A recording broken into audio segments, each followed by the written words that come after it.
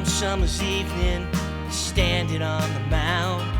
The ballpark's full of cheering crowd.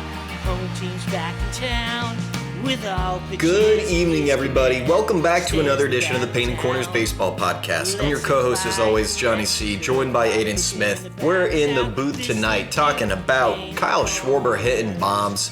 Jacob Mizorowski looks great. So do the Brew Crew. And what are we going to be doing about Skubal scopes going forward? Move over, Tommy John.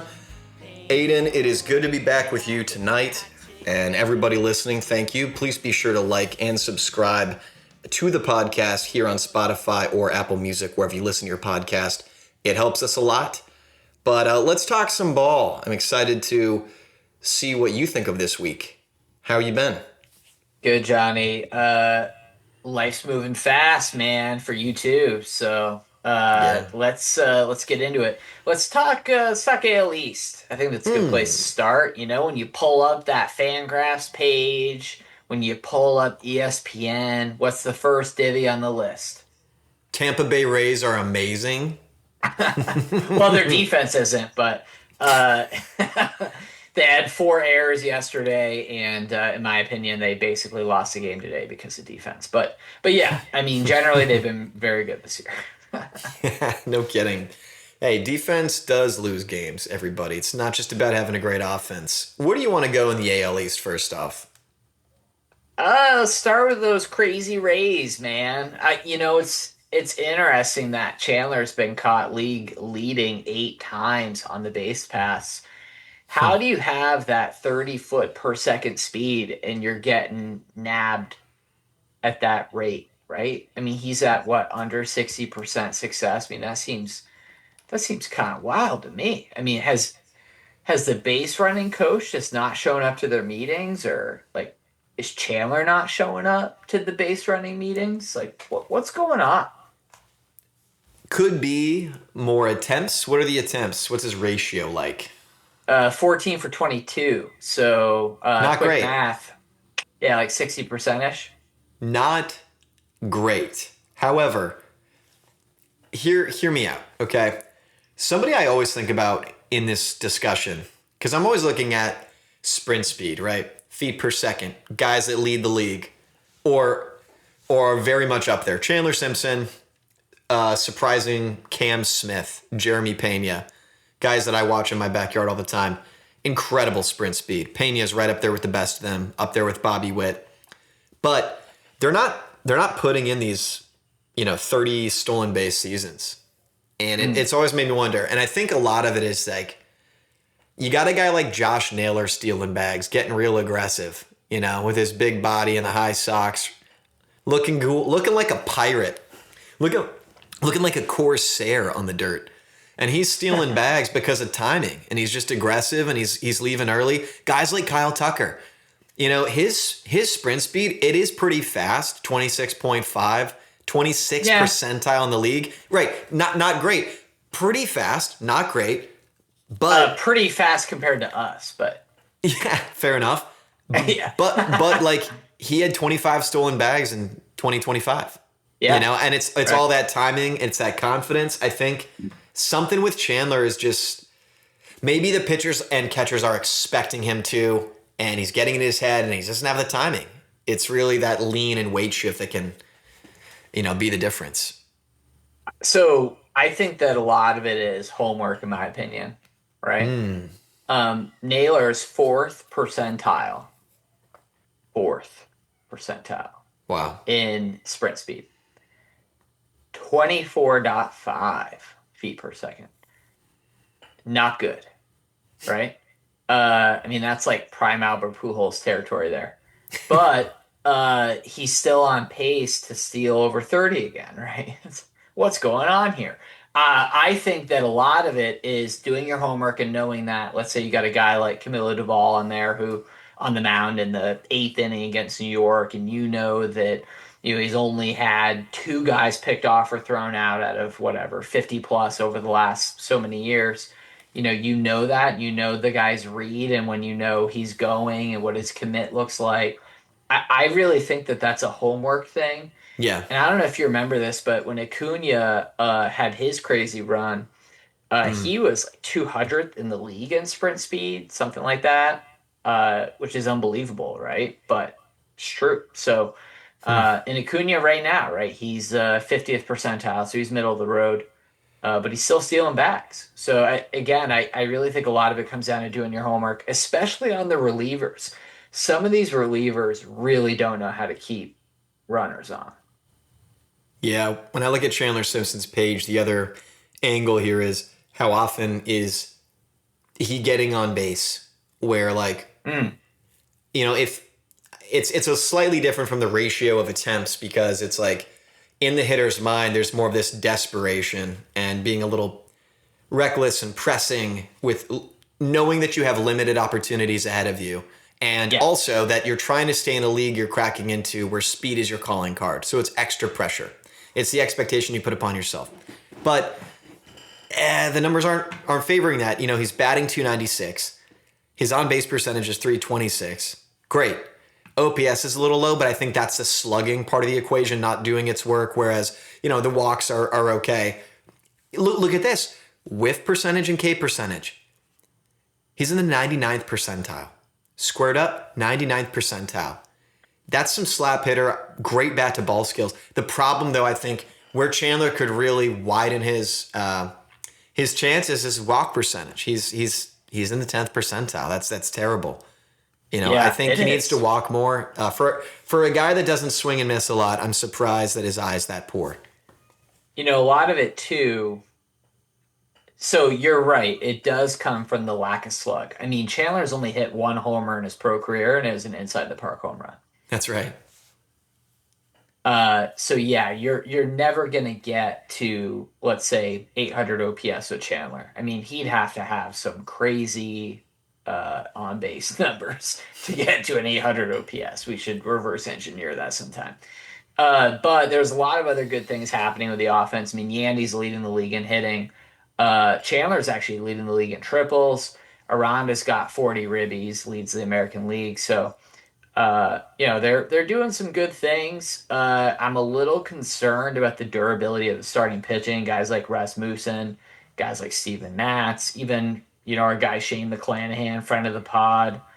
How durable can these guys be, right? How many of them will throw 150 innings this season, Johnny? Yeah, it's what Smoltz was saying on that Cal Ripken's son. Was this Ryan Ripken? The little Ryan Ripken podcast. Yeah. Are you a listener? I had stumbled upon it on YouTube. The clickbaity title caught me. It was like, John Smoltz goes nuclear meltdown on how pitching doesn't exist anymore. Wow. Nuclear meltdown. Not any of those words were used, but John Smoltz and implied anger and commentary on pitching, which, that spikes my cortisol and zests my appetite. Because, I agree there's something wrong with pitching. I think there's a pandemic going on, and I don't know what the panacea is. We'll see how it pans out. But Smoltz was making the point that, I think the Rays are emblematic of this condition, that we are moving away from starting pitchers into laboratory guys with great pitch shapes and movement and stuff plus. And we ride those greyhounds as hard as we can to win a couple races, and then they're sent behind the shed. That's all it is. That's it. You get your two TJs, your velo goes down, and you don't know nothing. Contrast to the Maddox of, I know how to pitch no matter what. I call my own game. I locate, etc. So it's, I don't know, maybe it is tired and trite to bang that drum, but I think it's interesting, and the Rays are definitely suffering from that. Rasmussen, McClanahan, they've been injured so oft these past few years. It's definitely something to worry about. It is interesting, though. I'm going to call you Johnny the Drummer Boy for today. Let's go. Let's go. I want you to beat this drum for me. Walk me through what you think is wrong with pitching. I mean, I don't mind hearing a hot take from Johnny Smoltz every once in a while, but I want to hear from Johnny hot takes. Okay. What's wrong with pitching, Johnny? Parum pum pum pum. Parum pum pum pum pum. Me and my drum. Shout out Manaheim Steamroller. fantastic Christmas albums, instrumental. Plug. Get your foot tapping this holiday season. Manaheim Steamroller. Fun Free for the plug. whole family. Only in theaters. I got a couple ways I can go, and I'm thinking through still some sort of incentive gate system in my head of like, how do you incentivize pitchers to not throw above a certain velocity when you've got guys like, this feels like the Robert Nozick political economy debates of Wilt Chamberlain and how, because he's such a tall basketball player, he deserves to make more money, and, there's natural differences in this society and people ought to be compensated, and equality is blah, blah, blah, blah, blah, blah, blah, government stuff. And it's like, look, before we all just, jump ship and make this classical liberalism versus, modern liberalism political debate, I think there is something to, you might need a gate to prevent the incentive of kids throwing as hard as they can from such a young age. And what's funny is I wasn't on this side of the argument. Yeah. Like 720 days ago, I was very much on this bitter, like, no, dude, you need sticky stuff so the tendons can strain less and grip the ball more easily. I know, I remember. Yeah, and I was like very anti-pitch clock, and like I still kind of am, and I'm still working this out in real time. But I also see with a lot of youth this year and the past several years, there's sort of this weird like almost demagoguery of the child by buying them the nicest possible gear and kids kind of looking like mini pro players in a way that's different from my youth when I played Little League. Like you'd have your pack of Big League Chew and your cool bat and the glove that was like the Torrey Hunter edition, whatever. And you would LARP a little and imitate guys' batting stances. But now it's like the kids themselves at age, 8 or 9 are decked out with parents competing to make them look like the best dressed MLB player, going to 20 AAU travel games, staying in hotels, and all you do is pound these tiny tendons in one sport for every season. And in the past, it's like you've got, Nolan Ryan is like loading bales of hay, which is simulating, Greco-Roman squat form. And it's not just banging on the tendon of the elbow constantly season after season. I know this take is tried and true, but it's really starting to be like, how do you stop that and incentivize kids to use different arm muscles? Like Nolan, like Paul Skeens throw footballs in their off time. How do you incentivize that? How do you cap velo when there are the Wilt Chamberlains or Jacob Mizrowski's throwing 103 past people? But I think the conversation needs to start there of like, we need maybe some incentive system to cap velocity so guys are incentivized to focus on location and bring back the art of pitching. So when you're describing the incentive system, are you talking about the union and the league agreeing to some kind of system that limits this velocity? Is that what you're talking about? I'm talking about that. Okay. That's the hot take. Yeah. I see the smirk. I understand. Look, you asked me. I'm putting myself out there right now. I'm like Ned Stark. Head is, waiting for the axe. Yeah, no, it is a little bit of the emperor in his clothes, though, right? Where like everyone knows that it's a problem. And I'd say for the most part, the league doesn't want to really acknowledge it, right? Is that fair to say? One last sentence, and then I'll be done. For the hottest take of the year. Wow. I never liked the extra 6 inches. Pause. But you make the mound 6 foot. You raise it back up to Bob Gibson days. Wow. So it's 60 feet, Bob Gibson height, and you cap it 95 miles an hour. And if you go over that multiple times, you get like, I don't know, 2 oopsies, kind of like the pitch clock or something when the adrenaline's hitting. Where's our modern day Bob? We don't know because we're missing the conditions that incentivize locational pitching. Yeah, very true. What do you think about that? Yeah, very true. Well, I don't think it's going to happen. I think it's I think it's interesting. So here's a few reasons why I don't think it's going to happen. Go on. So that league structure, or rather the career trajectory that you're talking about, where these guys either blow their arms out or regress by the time it's payday, which is, let's say, year 7 for the average guy. Nice. That's good for teams. Why? It is. That's right. Because you don't have to write as many big checks. That's right.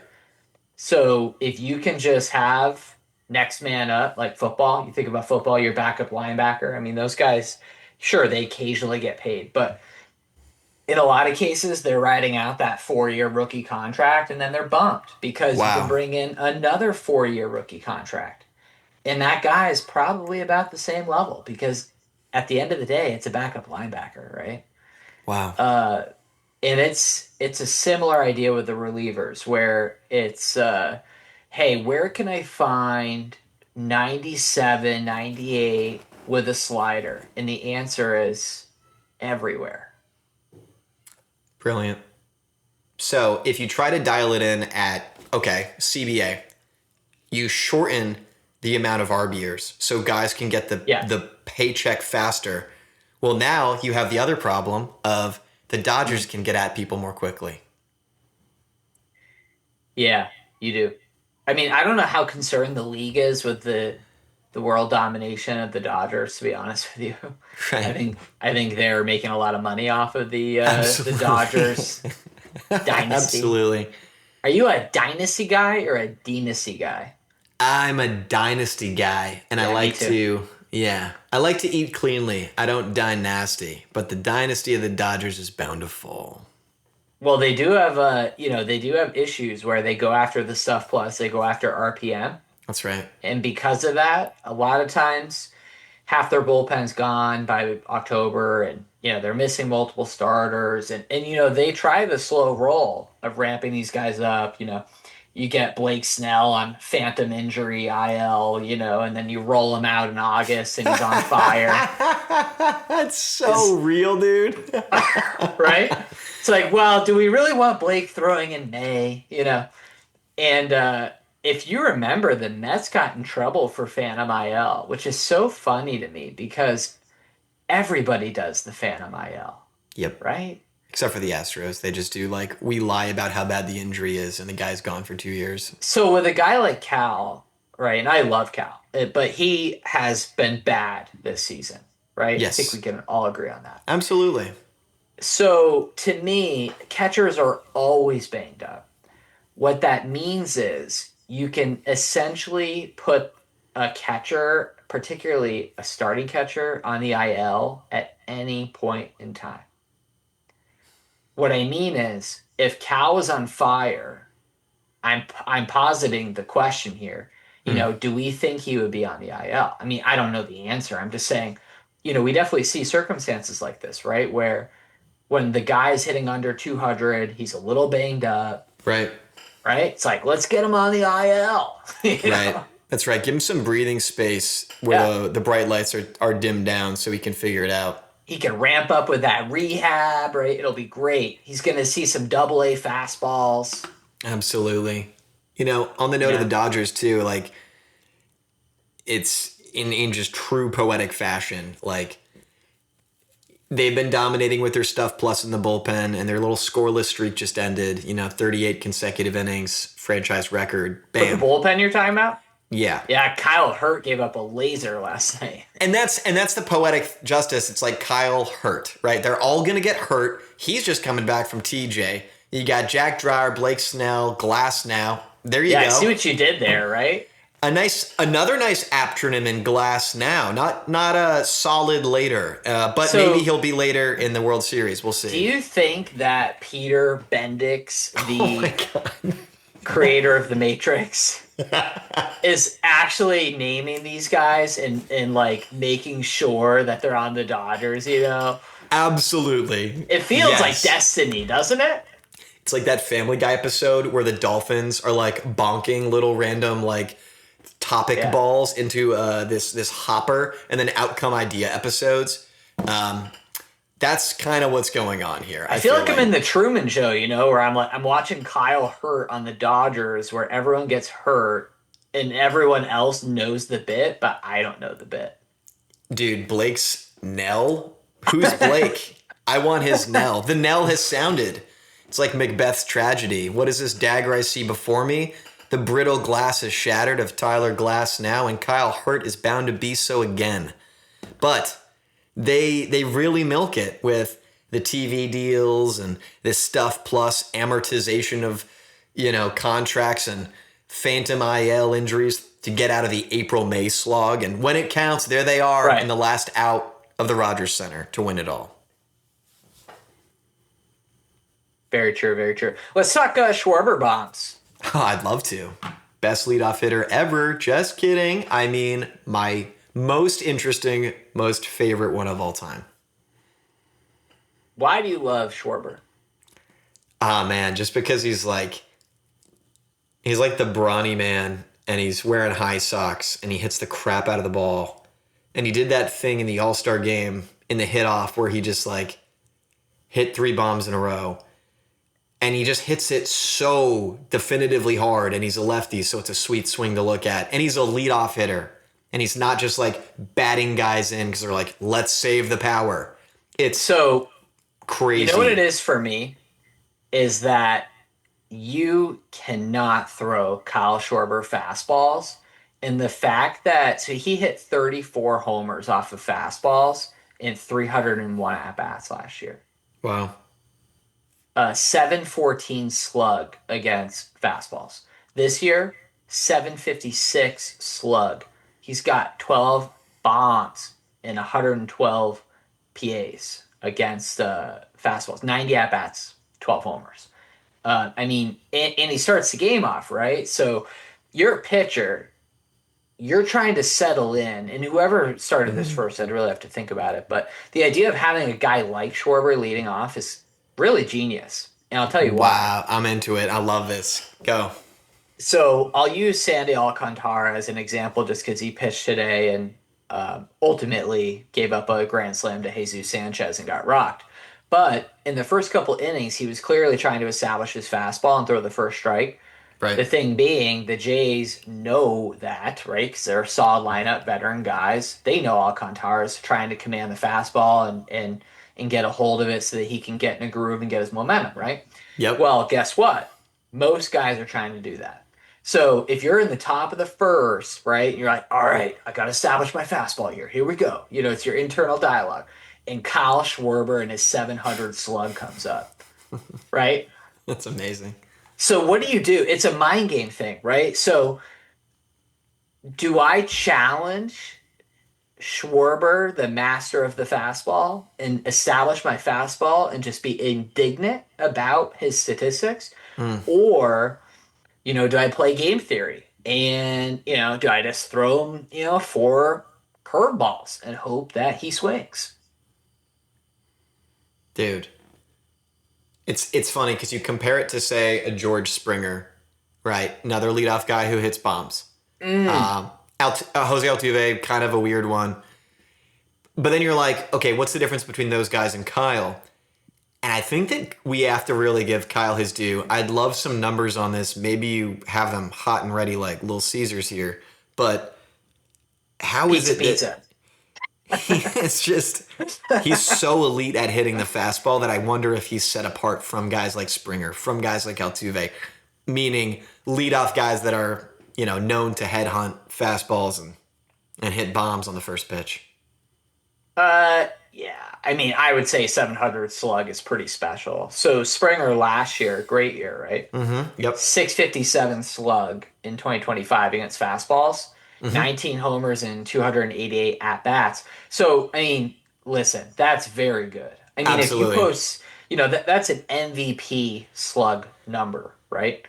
Or his X slug was 657, so expected. His actual is 597, and he hit 333 against fastballs last year. But go hit me with Kyle's real quick for the short-term memory loss gang over here, the AI-brained modern people. Just real quick, the parallel from not expected, the actual from Springer, who was also that kind of quintessential fastball hunter on the first pitch, to Kyle. So 714 to 597 last year. So it's Holy a God. 117-point delta. Wow, dude. Right? Yep. 117-point delta. We're doing Right? numbers today. We are systems engineers. We are We looking are at the mathing. We're numbers. bringing polymath back. No, we're not. Paulie want a cracker, dude. Atlanta Braves. Of course, I just wrote the article on the Atlanta Braves and the phases of the game. Right. So the five. So starting pitching, bullpen, offense, base running, defense. So Yep. they're solid to elite in four of those. Yep. And to me, that is a recipe for a dangerous team.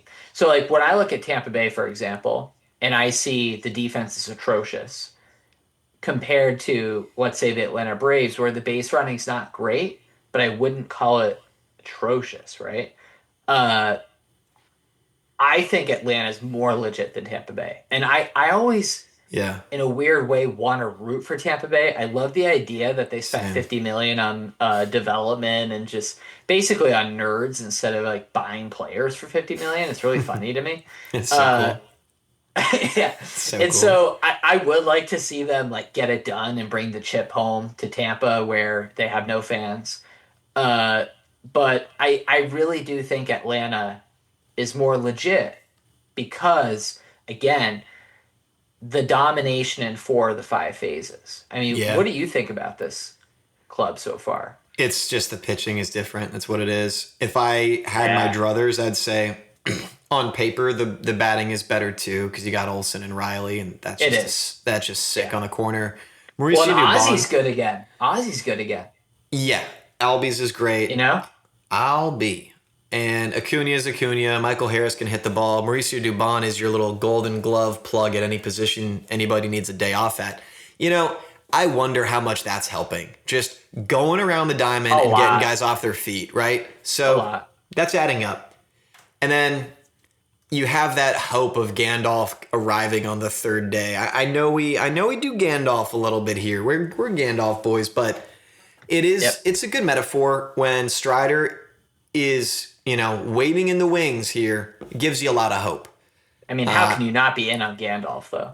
Absolutely. And then Rizal, raising his career from the dead as a relief pitcher, became a starter, Wow. 2 years ago? Just doing it. He's coming back from shoulder stuff.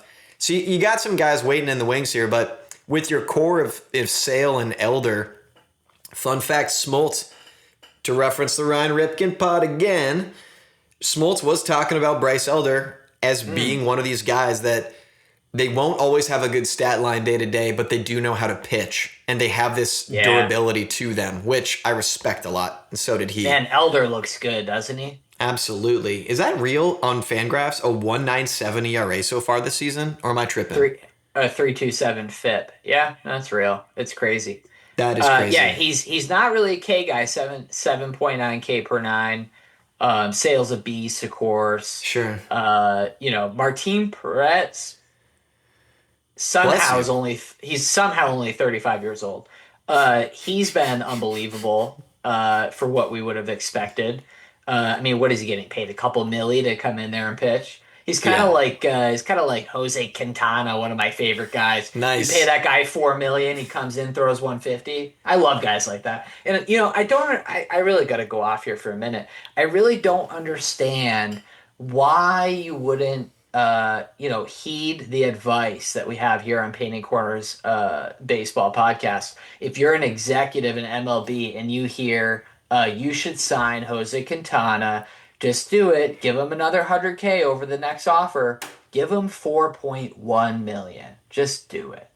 Right? How many of these teams, they need 8-9 starters? We all know that they're going to need those innings, right? If you think about it, 162 games. Let's say you're pushing for Wow. 6 innings to start. This You're guy. looking for 950 innings from your starting rotation, right? Is that about right? I'm in love with this take. Just go off, please. Full. So if you need 950 innings, you're not getting that from 5 guys. You know it. So look at the Mets right now. I'm looking. They had to pay Jorge Polanco $20 million a year to play a position he's never played, despite saying that they wanted to improve their defense. Just multiple dubious moves. When you could just get a couple guys, 4 or 5 million a year, who have done it over and over, they'd be in a way different situation. We just saw David Peterson get tagged again by the Reds. I mean, the Mets, they're starting pitching. I mean, they're getting rocked right now. I feel like every time I look at MLB scores and MLB.com, I feel like the Mets are down 5 every night. I couldn't have said it better myself. What people at Italian sandwich shops do not understand is they think naively that mayonnaise, lettuce, and tomato are simply this obligatory flavor we must have to fill out the flavor profile. But it's really not that.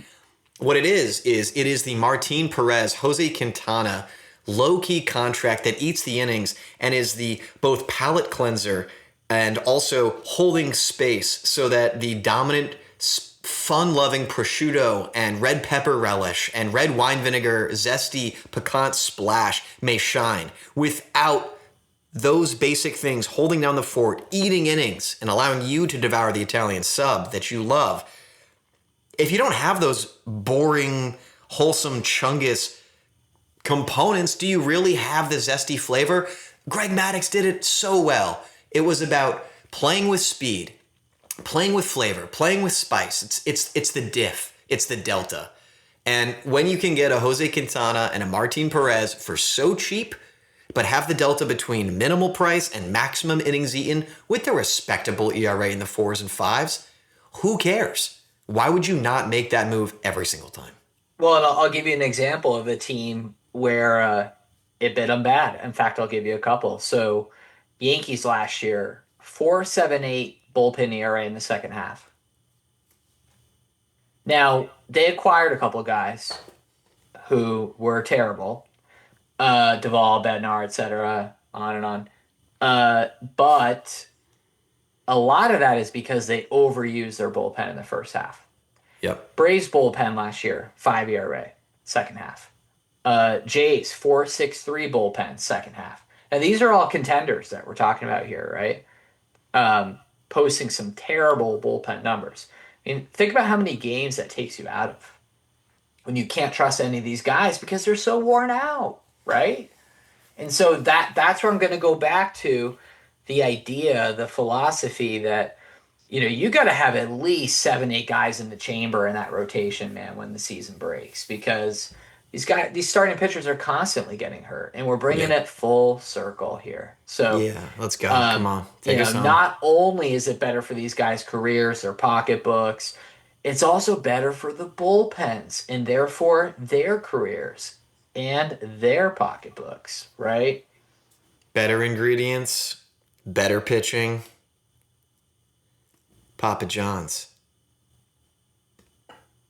The Papa John's plug. So one thing I want to get to before we get off here is kind of end where we started with pitching in the Dodgers.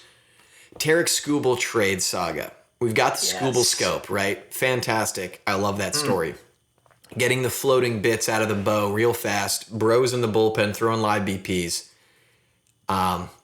Threw a live BP today, but was doing really good bullpens prior to. So he's thrown against bats. He's going almost full speed. The turnaround time on that's nuts. I actually drafted him first in fantasy this year and was like, I'm just going to rage drop him. Thankfully, he was undroppable, and that's great for me because I still get to have Tarik Skubal now pitch the rest of the season. I can't believe you almost rage dropped Tarik. I have a problem, and he Wow. He's got Scott Boras. No, I'm good. I'm chilling for our listeners out there. Scott Boras, he doesn't do team friendlies and all that. And so Okay, I guess Scott. Allegedly the Dodgers have been chit-chatting. Are we all going to move to Los Angeles and start protesting if that happens? A. B. Does Tarik Skubal, who got $32 million ARB, good for him, way more than the 19, I think, the Tigers wanted to give him. Part B, though, does Tarik set himself back with this little injury hiccup? Does it prove he's maybe brittle, even though he bounced back quickly from the Skubal scope? Does that hurt his trade value? And C, where do you think he's going to go? So if you really want to get the most value for Tarik, you got to see, I'd argue, 3 to 4 starts where he looks 80% of what he usually is, right? 80-90% of what he usually is. That's To fair. me, that's enough for execs to see where they're, okay, yeah, I'll bite, right? I'll give up a haul. Yep. But you're going to need to show that, right? And I don't even mean Tarik. I mean, obviously, he will. But I mean the Tigers need to be able to show that Tarik is healthy and that he looks good in order to get the package that they envision. Yep. But I mean, there are a few teams that you could think about on both sides of the line, both leagues. I think that the Cubs could be a player, right? I mean, this is kind of the Whoa. Cubs' year, the way that their roster is constructed. They have some guys. They have some guys leaving. Some guys are going to get paid. This roster is really good. The defense is good. Right now you got Imanaga, Tyone, Edward Cabrera, who's hurt. Boyd, Colin Ray. I mean, are we really talking about Colin Ray in the postseason? Probably not. And Tyone even in the postseason? I don't know, man. Right? I mean, if you want to win the World Series, I think you got to go out and get a big dog if you're the Cubs. I mean, right now their ace is Imanaga.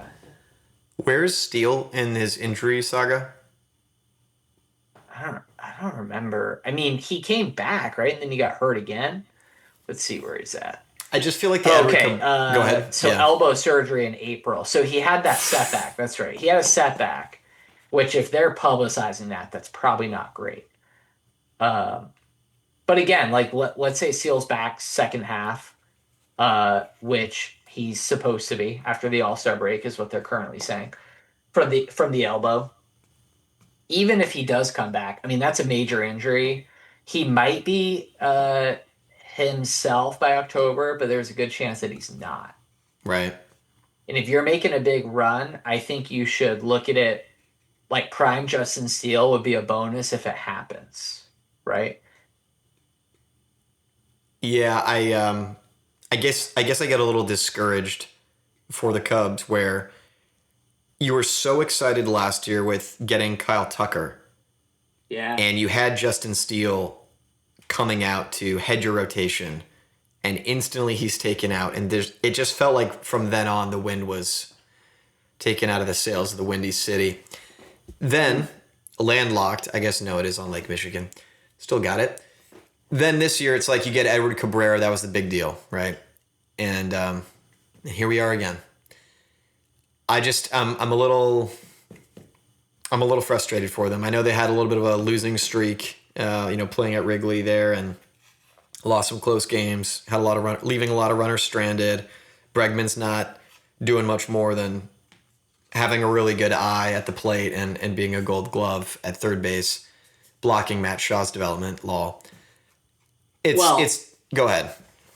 I was just going to say, with Edward Cabrera, it's an interesting one, similar to Ryan Weathers in New York. But when you have a guy who has the peripherals that everyone wants to see, and, they're all, for the most part, using the same systems and everything. So you look at Edward Cabrera and say, wait a second, he's underperforming his peripherals. Like, we can get Edward Cabrera for a discount. The problem is every team thinks that. And so the Cubs were one of many teams calling Peter Bendix and saying, how much do you like Edward Cabrera, Peter?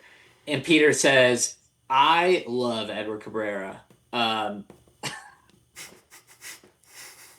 can't get enough of Edward Cabrera. And so, anyway, long story short, Edward Cabrera gets traded, but, he's got a 4.43 xERA. Again, it's like he's not turning into the guy that all these models say he's supposed to be. Yep. And at some point, we can't always be acolytes of FIP and Sierra and all these different obscure derivative statistics. That's right. At some point, we got to look at what's happening on the field. Yeah, there's an interesting story, I think, comes from Heisenberg's uncertainty principle. Perhaps I may be, this may be historicity or whatever they call it. Myth history? Yeah, at least it's not histrionics. But I am hooked on phonics. So, me and my room temp IQ are going to take a stab here. But the thought is that when you shine a light or, look at through some, say, telescope of some sort, some microscope, you look at an electron. What you're looking at is not actually its location in real time. And that is exactly the problem with baseball analytics and machine learning and all these sorts of, lines of best fit and regression lines trying to predict the echo. And I think, the only thing that really you can do that to is say like a hip hop song where the beat is playing and then it cuts out, aesthetically for a couple bars and you find your head still bobbing and then the beat comes back in. And that's one of the most satisfying parts about listening to hip hop.